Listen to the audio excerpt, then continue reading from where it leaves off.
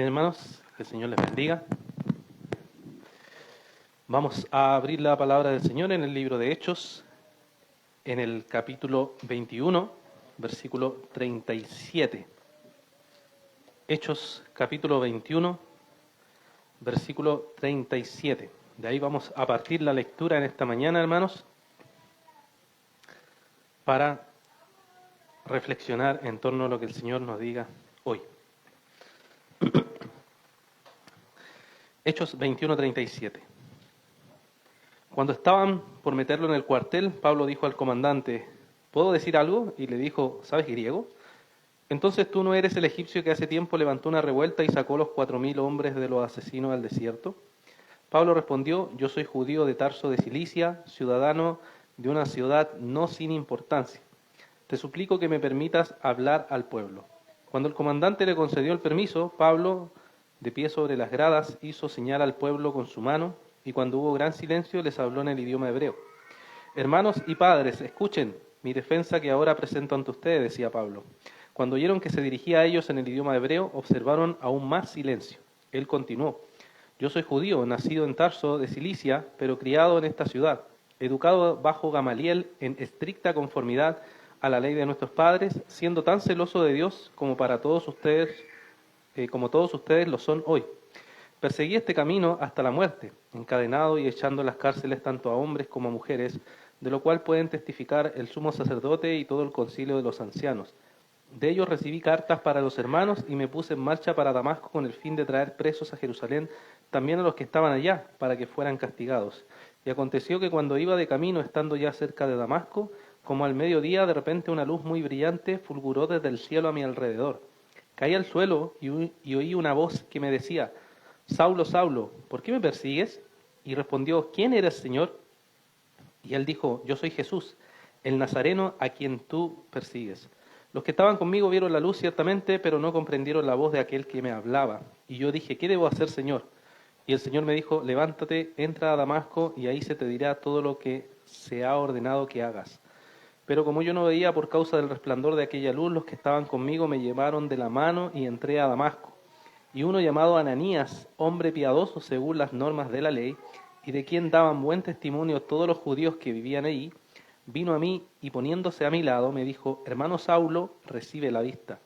Y en ese mismo instante alcé los ojos y lo miré. Y él dijo: el Dios de nuestros padres te ha designado para que conozcas su voluntad y para que veas al justo y oigas palabras de su boca, porque tú serás testigo suyo a todos los hombres de lo que has visto y oído. Y ahora, ¿por qué te detienes? Levántate y bautízate y lava tus pecados invocando su nombre. Cuando regresé a Jerusalén y me hallaba orando en el templo, caí en un éxtasis y vi al Señor que me decía: apresúrate y sal pronto de Jerusalén, porque no aceptarán tu testimonio acerca de mí. Entonces yo dije: Señor, ellos saben bien que en las sinagogas, unas tras otras, yo encarcelaba y azotaba a los que creían en ti. Cuando se derramaba la sangre de tu testigo Esteban, ahí estaba también yo dando mi aprobación y cuidando los mantos de los que estaban matando. Pero él me dijo: ve, porque te voy a enviar lejos a los gentiles. Que el Señor bendiga su palabra. Todos los cristianos conocemos lo que hemos llamado el testimonio.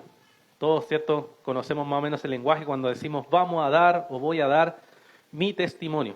Entonces, sabemos qué queremos decir con eso o a qué nos referimos cuando hablamos de eso, dar el testimonio. Y todos nosotros tenemos, ¿cierto?, ese testimonio. Todos podemos contar cómo el Señor nos atrajo al Evangelio, cómo el Señor nos salvó, y entonces ahí es cuando nosotros hablamos del testimonio. Y aquí lo que está haciendo Pablo es exactamente eso.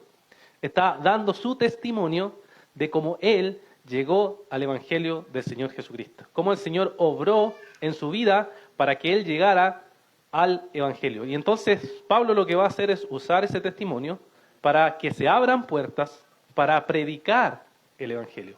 Eso es lo que va a hacer. Y como decía, todos nosotros tenemos una historia, tenemos una forma en que podemos decir: así llegué al Evangelio. Y varios hombres de Dios, entre ellos uno quizás bien conocido, llamado San Agustín, también tiene un testimonio, como cada uno de nosotros.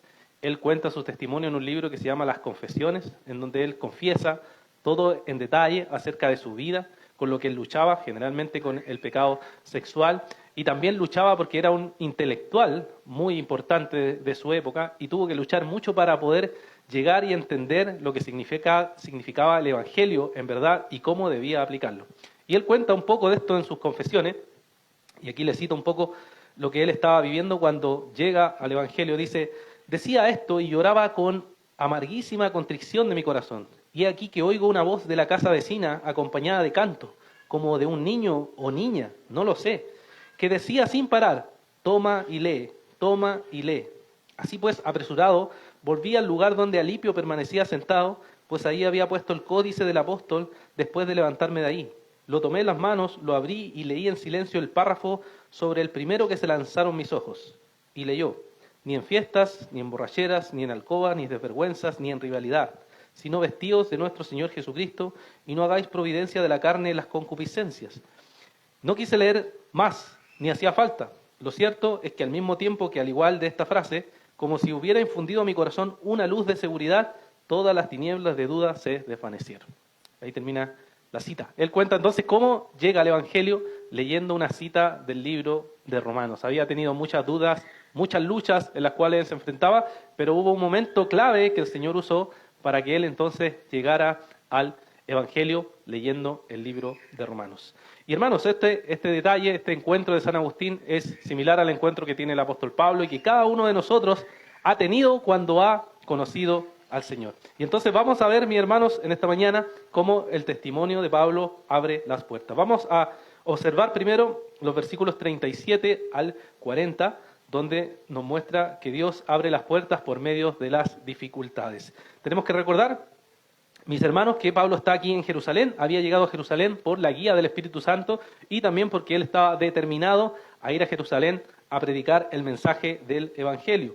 Y llegando ahí, como hemos visto en el contexto de este capítulo, él es malinterpretado, él es acusado, él es perseguido y él es maltratado. Y ahora, en estos versículos 37 al 40, donde nos fijaremos en primer lugar, vemos cómo Dios va a abrir las puertas a predicar en medio de esta dificultad. Ese es el contexto. Se encuentra en un momento de dificultad y Pablo, aprovechando ese momento de dificultad, lo va a usar para predicar el mensaje del Evangelio. Si vemos, hermanos, en el versículo 37, está en medio del caos. Pablo se encuentra en medio del caos y muestra que Pablo está siendo llevado al cuartel por el comandante. La forma en que Pablo habla aquí, ¿cierto?, es sorprendente porque, por un lado, está encarcelado injustamente, acusado injustamente, maltratado injustamente, pero se refiere a la autoridad con respeto. Fíjense, ¿cierto?, que él dice, ¿puedo decir algo? ¿Cierto? Él pregunta a las autoridades, reconociendo lo que nos dice Romanos capítulo 13, ¿no?, que nos habla de que tenemos que sujetarnos a las autoridades porque han sido establecidas por Dios. Pablo no actúa como un víctima o como un rebelde ante la autoridad, sino que pregunta, ¿puedo decir algo? Respetuosamente, para entonces contar su testimonio, para hablar de ese pueblo que en ese momento le había perseguido, le había acorralado. Y el comandante le pregunta si acaso él sabía griego, porque él pensaba que Pablo era un revolucionario egipcio. Y ahí le dice, ¿cierto?, en el versículo 38 podemos ver que Pablo es confundido por un revolucionario egipcio. Pensaba que se trataba de un revolucionario porque él no entendía por qué lo tenían, por qué lo maltrataron, por qué, ¿cierto?, le dieron duro. Y él piensa que se trata, ¿cierto?, de este egipcio que se había rebelado contra el Imperio Romano y que había arrastrado a 4.000 hombres en el desierto. El historiador Flavio Josefo, uno de los historiadores que son de esa época, registra que este falso profeta egipcio tuvo aproximadamente 30.000 seguidores, él dice, y que Félix, el gobernador romano, es quien lo había derrotado en ese tiempo. Pero era conocido, al parecer, este revolucionario. Generalmente las revueltas de ese tiempo se organizaban en el desierto, porque en la ciudad eran ciudades pequeñas, cerradas, con puertas. Entonces, cuando quería reunir una revuelta, un grupo de revuelta, iba afuera, los llamaba al desierto, los reunía, organizaba y luego iba al lugar a atacar, ¿cierto? Esa era forma de hacer esta rebelión.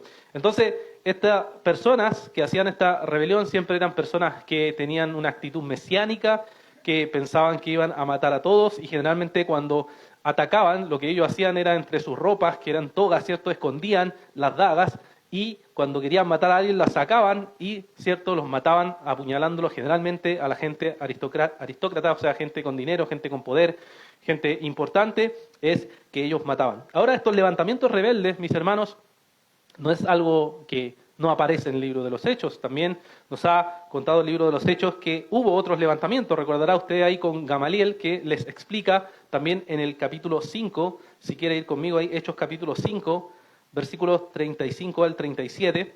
Entonces aquí está Gamaliel aconsejando a los ancianos que estaban persiguiendo a los apóstoles. Y él les dice, Hechos 5, 35, entonces él les dijo, hombres de Israel, tengan cuidado, ¿qué van a hacer con estos hombres? Porque por algún tiempo Teudas se levantó pretendiendo ser alguien y un grupo como de 400 se unió a él y fue muerto. Y todos los que lo seguían fueron dispersos y reducidos a nada.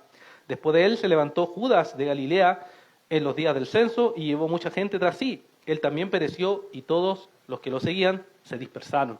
O sea, los levantamientos populares no es algo de ahora. Cuando pensamos en lo llamado estallido social, ¿cierto? En nuestro país, no es algo nuevo. Ha pasado en la historia de Chile, ha pasado en la historia del mundo, ha pasado en la historia del mundo antiguo. Siempre ha habido revueltas, gente que se rebela contra la autoridad y quiere hacer las cosas a su manera. Y entonces le está diciendo aquí Gamaliel, bueno, hubo levantamientos y Pablo entonces era confundido con uno de ellos, como si fuera un revolucionario. Pero ya vimos que Pablo no es un revolucionario, sino que se refiere con respeto a la autoridad para poder explicarle quién es él.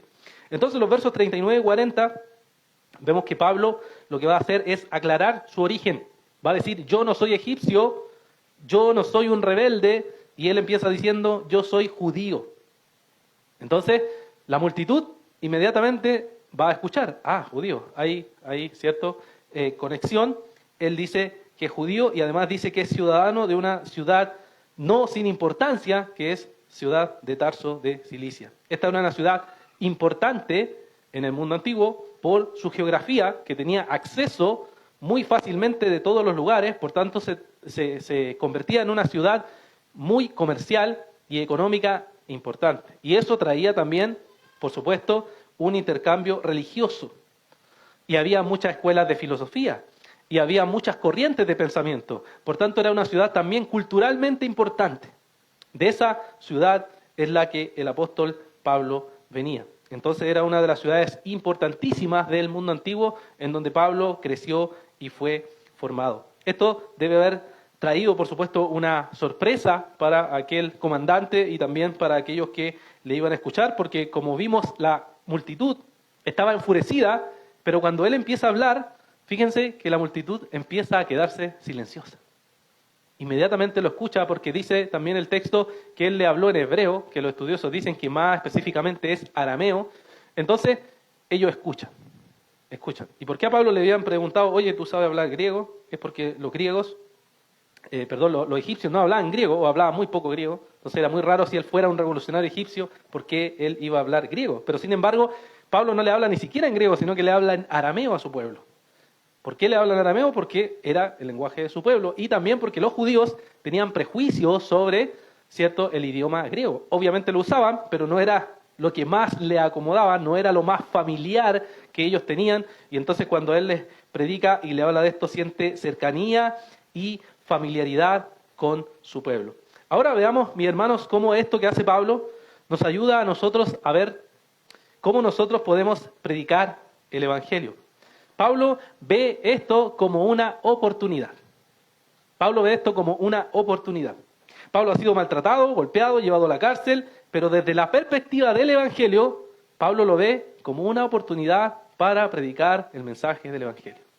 O sea, fíjense, él está en ese momento, sufriendo en ese momento, persecución en ese momento, y él lo ve como una oportunidad para predicar. Y ahí es la pregunta, hermanos, ¿cómo tú ves los sufrimientos, las pruebas o las dificultades como una oportunidad para predicar el mensaje del Evangelio? Cuando se encuentra en una situación difícil y nosotros generalmente decimos Dios está cerrando las puertas, puede que Dios las esté abriendo. Exactamente en el momento de la dificultad puede ser la oportunidad para predicar el mensaje del Evangelio. Pablo lo ve al revés de como lo vemos comúnmente nosotros. Lo ve, la dificultad es una oportunidad para predicar el mensaje del Evangelio. Nosotros siempre pensamos que la oportunidad para predicar el mensaje del Evangelio es cuando estamos bien. Pero Pablo lo ve al revés. ¿Se acuerdan en Filipenses, en la cárcel? Él dice, todas estas cosas que me han sucedido a mí han redundado para bien. Entonces, mis hermanos, ¿cómo vemos nosotros esto?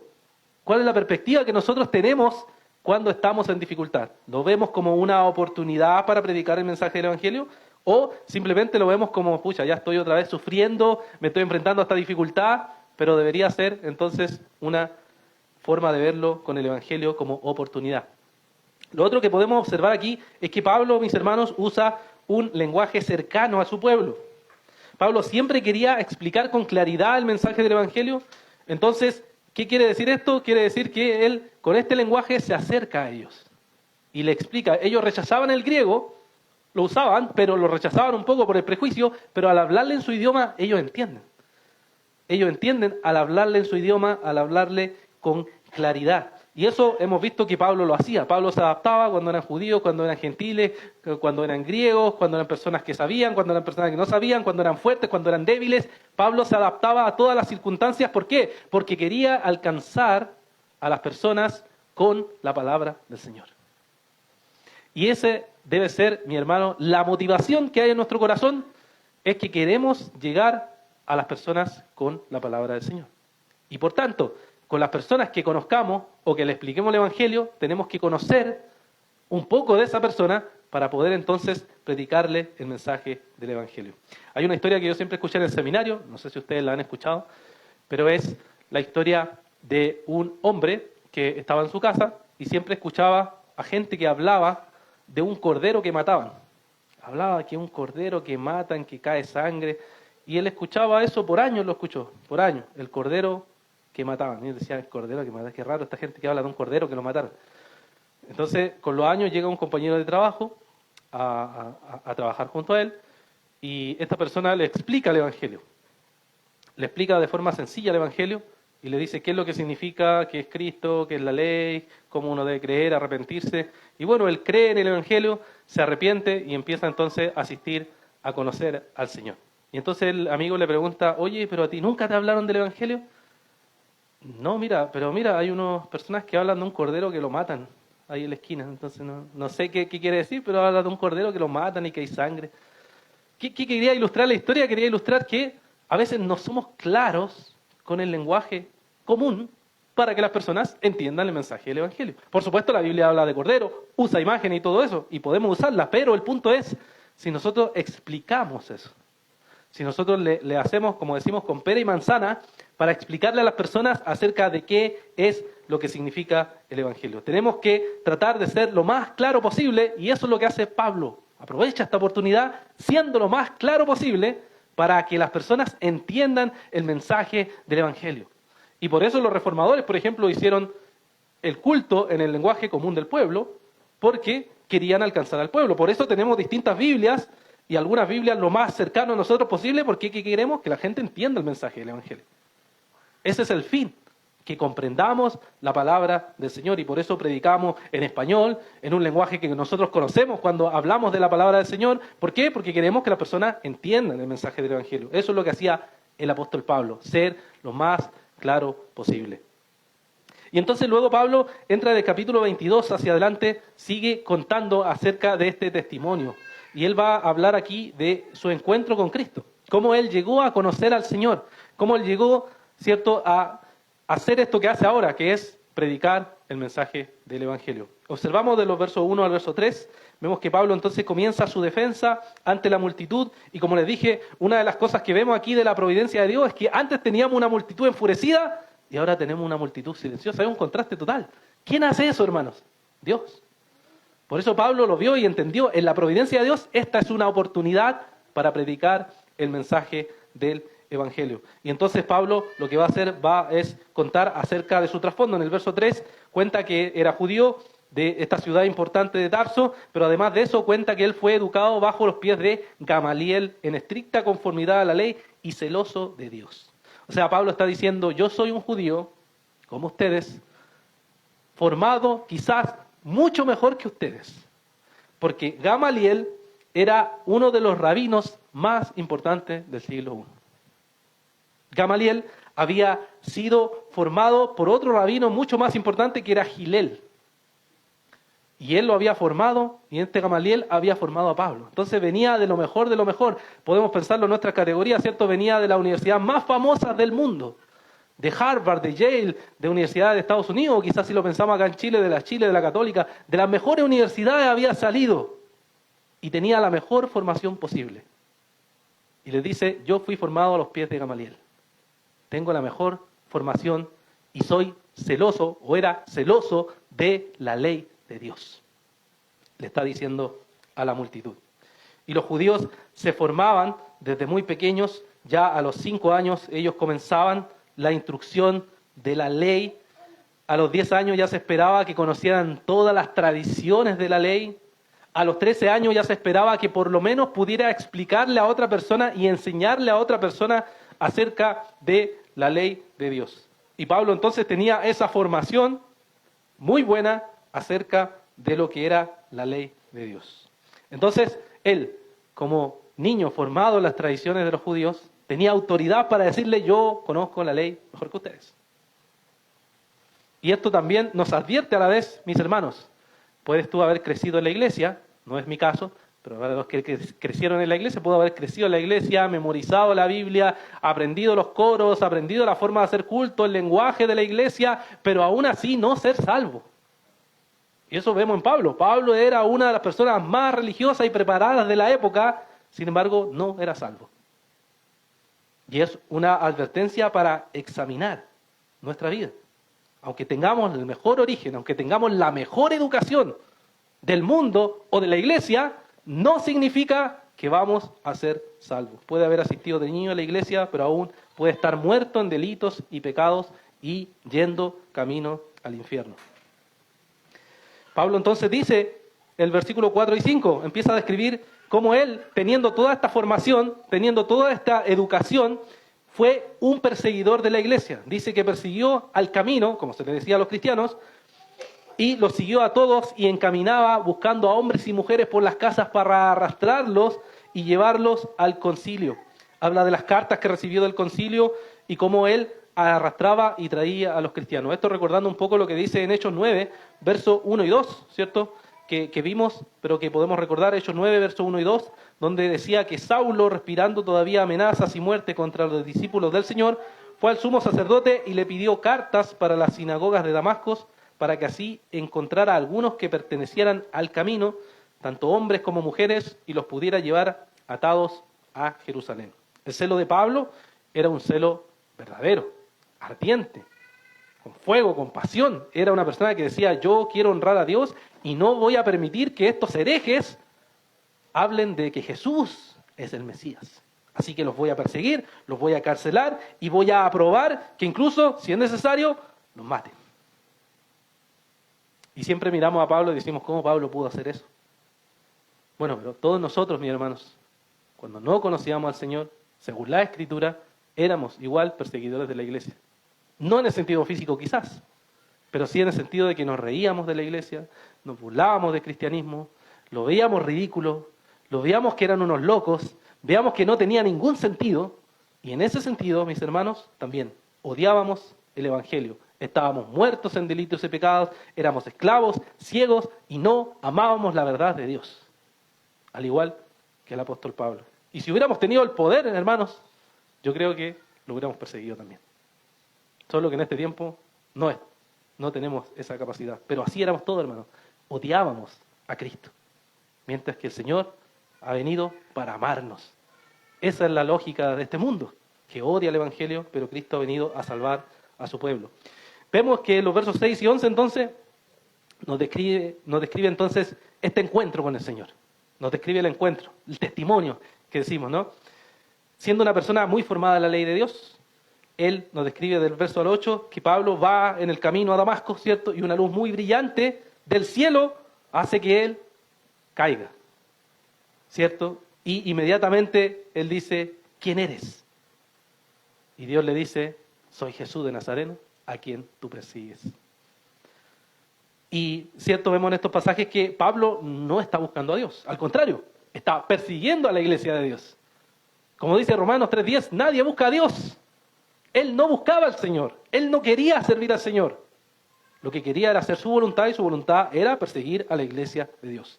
No está buscando a Dios y Dios repentinamente aparece en su vida y le llama al arrepentimiento y a seguirlo.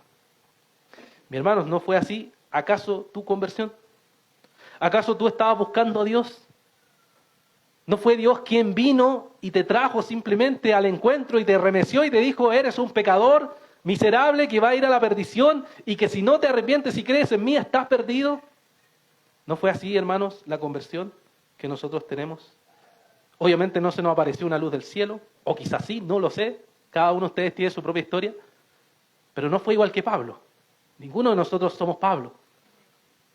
Pero sí, cada uno de nosotros tiene una historia, como el Señor vino a nuestra vida. En mi caso, mis hermanos, yo le he contado a varios de ustedes que llegué al Evangelio conociendo y leyendo las Escrituras. Esa fue la forma en que el Señor usó para que yo llegara al Evangelio. Pero antes de eso, mis hermanos, en una noche, y aún lo recuerdo, tomando con mis amigos en la playa de Narica, caminé y bebiendo, caminé por la arena y dije, siendo ateo, la contradicción de siempre, ¿dónde está, oh Dios poderoso, tu poder? ¿Dónde está tu grandeza? Y me paré desafiando y diciendo, ¿dónde estás? Muéstrame tu poder. Y al año después, mostró su poder. Me volví cristiano. Desafía al Dios creador y el Dios creador respondió. A su tiempo, a su manera. Y así cada uno de ustedes, mis hermanos, tiene su propia historia. El Señor apareció simplemente. Era un rebelde, era alguien que no amaba al Señor, alguien que iba contra la voluntad del Señor. Sin embargo, Dios dijo, aquí estoy yo. Yo soy Dios. Tú eres criatura y yo te creé y vas a hacer lo que yo digo. Ese es el Dios de la palabra del Señor. Ese es el Dios que nosotros creemos. No un Dios que pide permiso, oye, voy a entrar a ver si puedo. Oye, déjame una puertita para poder entrar. No, es un Dios soberano que dice, yo hago mi voluntad y voy a llevarla a cabo. Y así, mis hermanos, podemos ver que el apóstol Pablo actuó. Y fíjense cómo él actúa. Se convierte y le dice, ¿qué quieres que haga, Señor? Ya cambia su actitud de perseguidor, de que iba a hacer lo que quiera. No, ¿qué quieres que haga, Señor? Aquí estoy. ¿Qué quieres que haga? Cuando nos encontramos con el Señor ya no nos actuamos orgullosos, ya no actuamos arrogantes, actuamos como, ¿qué quieres que haga, Dios? ¿Qué hago ahora? Estoy en tus manos. Y vemos entonces desde el verso 9 al 11 que las personas que estaban ahí no entendían nada, habían visto la luz, pero no sabían qué había pasado. Pero Pablo estaba actuando y diciendo, ¿qué quieres que haga, Señor? Y el Señor le dice que vaya a Damasco y ahí se le dirá lo que debe hacer. Y vemos que entonces él va impactado por la gracia de Dios y ahora se convierte en alguien que quiere servir a Dios. Y cuando nosotros, hermanos, hemos sido convertidos por el poder de Dios, ¿te acuerdas tus primeros años quizás de cristiano? Ese deseo de conocer a Dios, ese deseo de servir, ese deseo de aprender, ese deseo de estar constantemente en las cosas del Señor. ¿Qué pasó con esa mentalidad? ¿Qué pasó con ese tiempo? Le llamamos el primer amor, ¿cierto? Decimos, bueno, fue un bonito tiempo, pero ¿qué pasó? ¿Por qué no mantener aún esa pasión? ¿Por qué no mantener todavía ese deseo, ese ardiente fervor por la gloria de Dios y por el Evangelio para que se extienda a todo el mundo? Y no simplemente conformarse al estatus, digamos, de ser un cristiano promedio y nada más. ¿Por qué no tener más ambición para la gloria de Dios y decir, quiero servir más, aprender más, buscar más de Dios? ¿Dónde está, hermano, esa pasión? ¿Dónde quedó? ¿Dónde está eso que Pablo dice ahí? ¿Qué debo hacer, Señor? ¿Qué debo hacer? Y fíjense que Pablo no se centró en él. Se centró en Cristo. Mira, Señor, ¿qué debo hacer? Porque lo que entendemos muchas veces por testimonio el día de hoy, ¿cierto? Incluso en el mundo la gente habla de esto, y entre cristianos, sobre cuando la gente cuenta su testimonio y dice, oye, ¿quién es más malo? Yo antes era malo, y después se sube el otro y yo era más malo que el malo, y el otro yo era más malo que el malo, que el malo, que el malo, y así, ¿cierto? Pero eso finalmente tenemos que preguntarnos, ¿se está centrando en Cristo? ¿Se está centrando en lo que Dios hizo? ¿O se está centrando en lo que yo era muy malo? Está bien, todos éramos malos, hermano. Todos éramos terribles. Pero el centro del testimonio debe ser, ¿quién? Cristo, el Evangelio. Lo que Dios hace, lo que Él hizo, su sacrificio, su muerte. Eso es el foco, lo principal que nosotros debemos enfatizar. Y las personas deben escuchar. Yo estaba perdido y Él me salvó. Y ahora le pertenezco y quiero hacer su voluntad. Y respondo como Pablo, ¿qué debo hacer, Señor? ¿Qué debo hacer? ¿Qué es lo que tú quieres que haga en esta vida? Hermanos, entonces vemos aquí que Pablo contando su testimonio y cómo deberíamos nosotros enfocarnos en Cristo. vemos entonces desde el versículo 12 al 21, cómo Dios nos salva para un propósito, o con un propósito. Dios nos salva con un propósito o para un propósito. Y vemos que esto sucede en el verso 12 y 13, donde aparece Ananías. Aparece Ananías. ¿Quién es Ananías? Sabemos muy poco de él, pero la Escritura lo describe como un discípulo que vivía en Damasco y que aparece por primera vez en Hechos 9, verso 10 al 19, donde se encuentra con Pablo, ¿cierto? Y Jesús le dice a Ananías que tiene que ir donde Pablo y hablarle, ¿cierto? Pero Ananías pone ahí un poco su resistencia, su objeción, y le dice, Señor, pero este hombre es muy malo, escuchamos que es muy malo, que es perseguidor de la iglesia. Pero el Señor le dice, ve, porque yo voy a hacer mi voluntad en él. Y Ananías, como un discípulo fiel, aunque tiene sus dudas por las preguntas que tiene, obedece. Y se mueve en obediencia al Señor. Y el capítulo de Hechos 9, versículo 17 nos dice que Ananías entró y fue en la casa y después de poner las manos sobre él dijo, hermano Saulo, el Señor Jesús, que se te apareció en el camino por donde venías, me ha enviado para que recobres la vista y seas lleno del Espíritu Santo. Vemos entonces que este discípulo fiel fue un discípulo que el Señor usó para llevar a cabo su voluntad.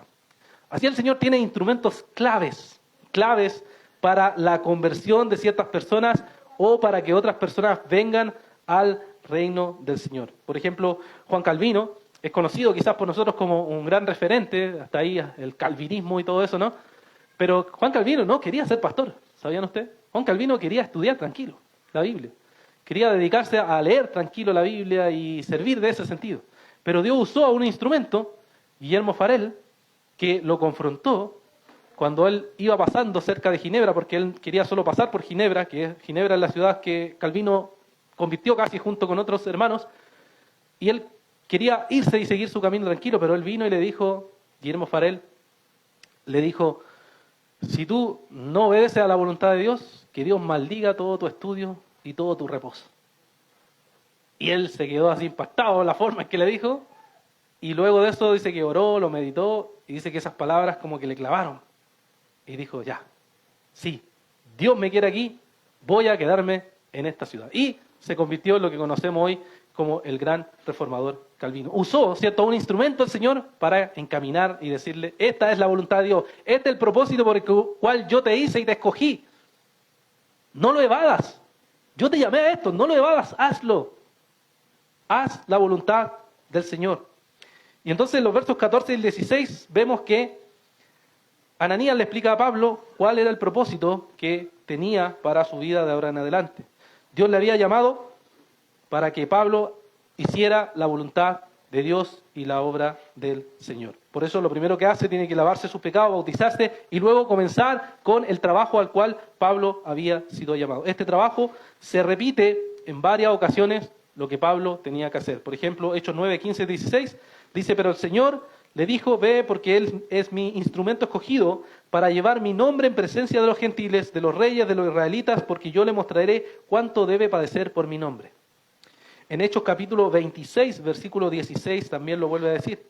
Pero levántate y ponte en pie, porque te he aparecido con el fin de designarte como ministro y testigo, no solo de las cosas que has visto, sino también de aquellas en que me apareceré a ti. Entonces, el llamado que Dios tenía para Pablo era un llamado particular. Había un propósito definido por el cual Dios le había llamado a servir. Hay un llamado particular que cada uno de nosotros también tiene. El Señor no nos salvó para nada, el Señor nos salvó para un propósito. El Señor nos llamó para hacer algo específico. Y eso es lo que Pablo estaba llamado a hacer. Participar en el fundamento de la iglesia, poner los cimientos, escribir cartas inspiradas, viajar plantando iglesias, todo eso fue para lo que Pablo fue llamado por el Señor. Hay un puritano llamado William Perkins, el cual escribió un libro sobre las vocaciones divinas. Vocaciones es como el propósito divino que Dios tiene para cada uno de nosotros. Y él distinguió entre la vocación general, que es la que tenemos todos, y la vocación particular, que es que cada cristiano tiene. La vocación general es lo que todo cristiano tenemos que hacer. ¿Qué tenemos que hacer? Leer su palabra, orar, predicar el evangelio, congregarnos, etc. Esa es la vocación que cada uno de nosotros tiene. Todo cristiano hace eso. Pero hay una vocación particular, o sea, un llamado particular para cada uno de nosotros. Y ese llamado particular tenemos que cumplirlo conforme a la voluntad de Dios. Por ejemplo, hay hermanos que han sido llamados a ser, no sé, doctores. Y ese es un llamado que ellos tienen que hacerlo para la gloria de Dios. Hay hermanas que han sido llamadas a ser dueñas de casa, o abogadas, o estudiosas, o académicas, y ese es el llamado que Dios ha dado para ellas. Hay hermanos que han sido llamados a ser albañiles, a ser académicos, a ser profesores, o cualquier cosa, y ese es el llamado particular que ellos tienen. No todos los hermanos están llamados a ser oficiales de la iglesia. No todos son llamados a ser pastores o diáconos.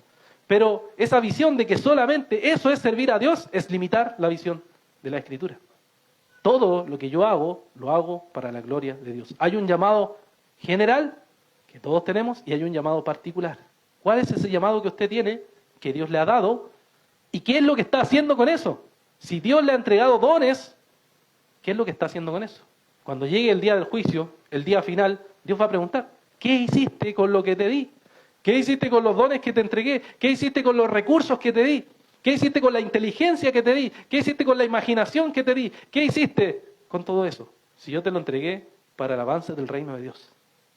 Y el avance del reino de Dios, no estamos hablando limitado solo a la iglesia local, es todas las cosas, todo lo que yo hago, lo hago para la gloria de Dios. Eso es lo que motivó a fundar hospitales, universidades en Europa y en Estados Unidos, esa visión de que todo lo que hago, lo hago para la gloria de Dios.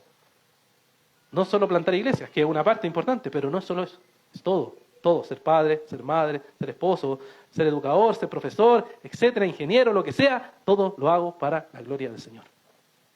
Pablo tenía ese propósito definido. ¿Cuál es el tuyo? ¿Cuál es el tuyo? ¿Y qué estás haciendo con ese llamado particular? Dios te salvó para algo. Dios te salvó para servirle a Él.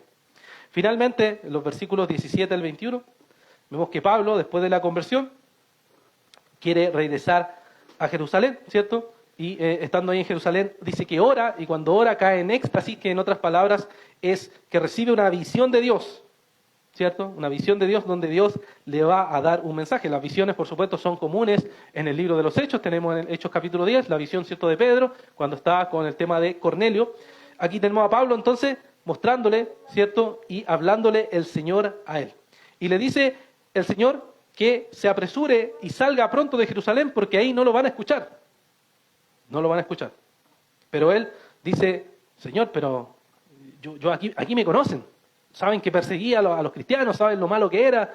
Pero le dice, no, apresúrate y sale porque no te van a escuchar aquí. Y tenemos incluso el registro de lo que sucede ahí. Si uno va para atrás nuevamente, Hechos 9, verso 26, tenemos cómo le fue en Jerusalén a Pablo. Hechos 9, 26 dice, cuando llegó a Jerusalén, trataba de juntarse con los discípulos, pero todos le temían, no creyendo que era discípulo. Para empezar, ni siquiera los apóstoles lo recibían. Pero ahí apareció Bernabé, dice que lo tomó, lo presentó a los apóstoles y le contó cómo Saulo había visto al Señor en el camino y que le había hablado, y cómo en Damasco había hablado con valor en el nombre de Jesús. Y estando con ellos, moviéndose libremente en Jerusalén, hablando con valor en el nombre del Señor, también hablaba y discutía con los judíos helenistas, pero estos intentaban matarlo. Pero cuando los hermanos lo supieron, lo llevaron a Cesarea y de ahí lo enviaron a Tarso. O sea, con los discípulos, con los apóstoles, al principio no lo aceptaron, después siguió predicando, pero mientras predicaba, ¿qué querían? Los judíos. ¿Lo escucharon? No lo escucharon. Querían matarlo, dice. Querían matarlo. Y por eso Dios le había dicho, Pablo, no te van a escuchar. Sal pronto de Jerusalén y vete, porque yo tengo otro propósito contigo. Ir a predicar a los gentiles. Y de ahí en adelante, después, si vemos el desarrollo del libro de Hechos, al capítulo 13 particularmente, vemos que Pablo es llamado a las misiones. Los 3 viajes misioneros por los cuales ya pasamos, donde Pablo predica a los judíos, pero después predica a los gentiles principalmente. Y entonces va cumpliendo ese propósito por el cual Dios le había llamado particularmente. ¿Qué podemos aprender de esto, mi hermano? Podemos aprender lo siguiente. Escuchemos la voz de Dios. Cuando Él nos dice, por ahí no es, hermano. Ahí no, apresúrate y sal de ahí. No es por ahí. Pablo la luchó un poco, como todos la luchamos, ¿no? No, pero Señor, puede ser que no, puede ser que... No, sal pronto. ¿Por qué? Tengo otro propósito para ti. El propósito es mejor de lo que tú crees. No es como tú quieres, no es de la manera que tú piensas, es de la manera que yo creo que debe ser. Y eso es lo que le dice. Y generalmente nosotros nos proponemos, ya que empezamos este año, ¿cierto? Todos quizás nos proponemos metas, no sé si usted se propondrá metas, pero mucha gente se propone metas y dice quiero esto, quiero aquello, quiero allá, quiero acá, ok. Algunas personas aspiran a cosas, un mejor trabajo, autos, casas, no son cosas malas en sí para los cristianos, pero ¿cuál debe ser nuestro fin principal? ¿Cuál es el fin principal del hombre? Glorificar a Dios y disfrutarlo a Él para siempre. Ese debería ser nuestro propósito final. Entonces, tenemos que preguntar cómo nosotros entonces estamos enfocándonos en ese llamado particular que Dios nos dio. ¿Cómo nos estamos enfocando en eso que el Señor nos dijo? Tenemos que hacer esto y aquello. ¿Nos estás enfocando según el propósito que Dios trazó para ti? ¿Sabes cuál es ese propósito? ¿Lo estás usando para la gloria de Dios, para el avance del reino, para la iglesia del Señor? ¿O no? ¿O lo estás guardando, escondiendo? Pero al final de los días, mis hermanos, nos vamos a presentar ante el Señor y vamos a tener que responder a Dios por todo esto. Pidámosles al Señor, mis hermanos, que en el Evangelio, en lo que Él hizo por nosotros, pensemos qué es lo que el Señor nos ha llamado a hacer y cómo lo estamos usando el día de hoy para su gloria. Si es que no lo estamos haciendo, hermanos, podemos venir al trono de la gracia, arrepentirnos, confesar nuestros pecados y reconocer lo que Cristo ha hecho por nosotros y nuevamente renovar nuestra vida espiritual y decir, ahora me voy a enfocar en lo que Cristo me dice, en lo que Él me ha llamado a hacer para su propia gloria. Oremos. Dios, te damos las gracias esta mañana porque hemos sido llamados, Señor, por ti, con un propósito definido, el cual cada uno de nosotros sabe, Señor, ha conocido por medio de tu palabra y sabe, Señor, que hay dones, que hay herramientas que tú nos has entregado y que no podemos esconderlas, Señor, sino que tenemos que usarlas para ti y para tu gloria. Permite, Señor, que este año podamos hacerlo, podamos usarlo. No nos quedemos, Señor, sentados en las bancas, sino que todo lo que tú nos has entregado lo usemos para el avance de tu reino, tu evangelio. Queremos ver a nuevas personas escuchando tu palabra, queremos ver conversiones, queremos ver, Señor, personas arrepintiéndose de sus pecados, queremos ver, Señor, transformados, Señor, esta ciudad o este país, Señor, de personas que realmente te sirven, te adoran, te exaltan. Padre, ayúdanos en nuestras debilidades para que tu poder actúe, Señor, por medio de nuestras debilidades y podamos glorificarte siempre. Te agradecemos, Dios, por esta oportunidad de escuchar tu palabra y pedimos que podamos aplicarla a nuestra vida y nuestro corazón. Pedimos, Señor, todo esto en el nombre de Jesús. Amén.